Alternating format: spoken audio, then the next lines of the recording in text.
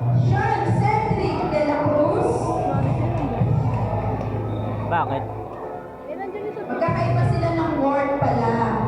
Si Bonmart Cariray ay may ward 40,000 pesos from M. Luwilier.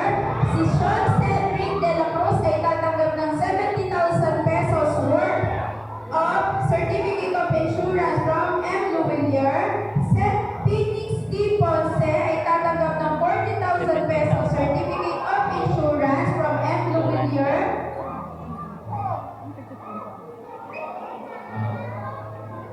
Isla P. Bermudez, worth 40,000 Certificate of Insurance from M. Luwilier.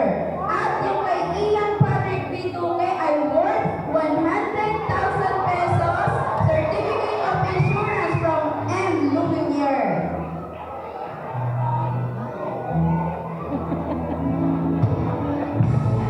Sana all.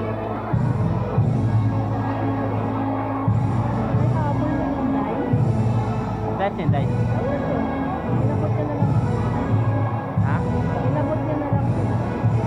Ba't si Inday ang nag-con?